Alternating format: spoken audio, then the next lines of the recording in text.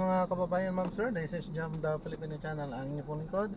So today is November 6, 2025 at tayo ngayon ay papunta dyan sa may Domingo, Santiago Street, Barangay 580, Sampaloc, Manila. At dadalhin natin yan sa may National Shrine of St. Jude sa may Tadillos, Jose P. Laurel Street, corner yan ng Icasa Street, Barangay 639, San Miguel, Manila. Okay, magbabalik po tayo makakayang onte pag nakuha na po natin sila. Disclaimer lamang po, ang content po natin ay kalsada at hindi ang passenger. Kaya nga naman sakasakali man po na may marinig kayo mga pangalan ng lugar, pangalan ng tao, pangalan ng organizations, government o private man yan, ay wala pong kinalaman ng channel na ito.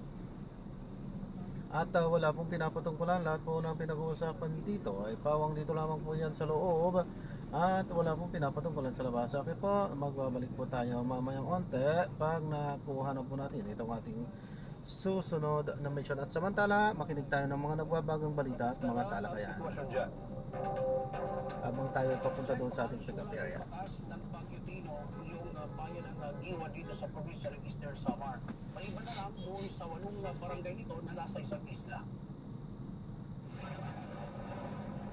Isa ang Monhon Island sa bayan ng Giwan, Eastern Samar sa mga naapektuhan ng Bagyo Dino.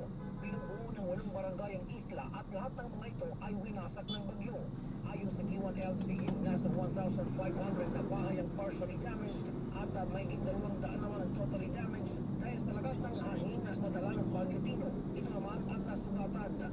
Aabot din sa 2,500 na pamilya kung mahigit sa 7,000 individual ang apektado ng bagyo.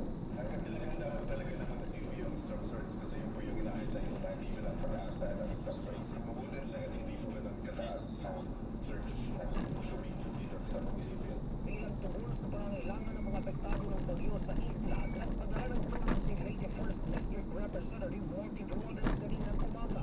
14 na sakong bigas at kahong-kahong canned goods ang itinurn over kanina sa Giwan LGU na sa namang lumahagi nito sa Monhon Island. Yung priority na kailangan ng mga victims ng typhoon is shelter, material, water, pagkain, at saka medicine. Sa ngayon, wala pang kuryente sa ilang bahagi ng Monhon Island at ngayon, patuloy pa ang assessment ng Office of Civil Defense sa naturang isla.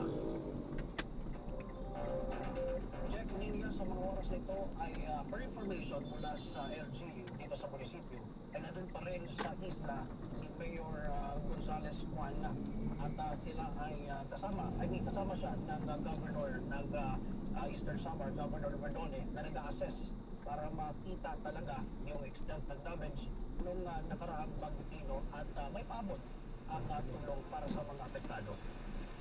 Noon doon sa Monhon, sabi mo medyo naging maayos na. Sa ibang parts ng Leyte, kamusta?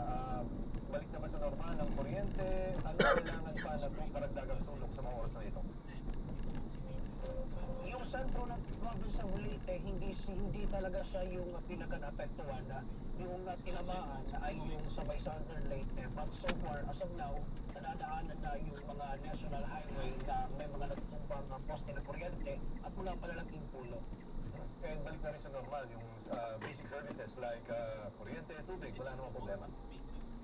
May mga time na nag-tip off pa rin, pero most of the day, consistent yung supply ng kuryente. Okay, maraming salamat. Noon Chu, mula sa Tacloban.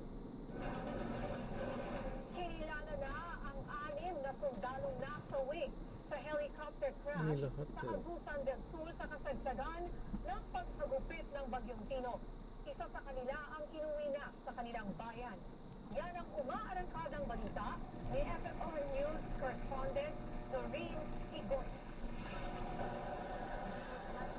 Emosyonal at halos hindi matanggap ng kapatid ni Sergeant Ian Sijub ang kanyang maagang pagpanaw. Si Sergeant Sijub ay miyembro ng Para-Rescue at isa sa 6 na nasawi sa pagbagsak ng Super U-wing helicopter ng Philippine Air Force sa Loreto, Agusan del Sur, kamakailan. Ginawaran siya ng Departure Honors ng Tactical Operations Wing Eastern Mindanao Command bago inihatid sa kanilang bayan sa General Santos City. Kahapon nga ay inilipad ang mga bangkay ng mga sundalo mula sa Agusan del Sur pabalik sa Davao City. Ayon sa tagapagsalita ng Eastern Mindanao Command, Pahirapan ang pagkilala sa mga bangkay dahil sunog ang mga ito. Ngunit kaninang umaga ay naglabas ng mga pangalan ng mga nasawi ang Philippine Air Force.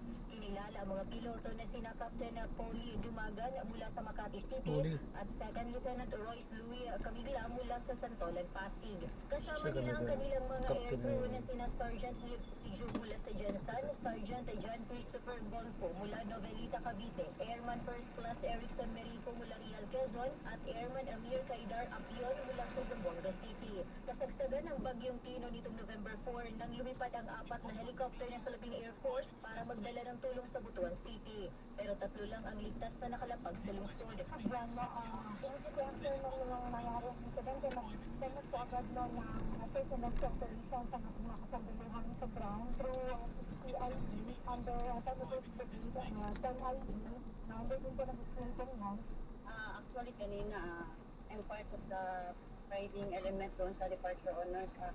Nakakalungkot, makakaiyak. Yung maririnig mo yung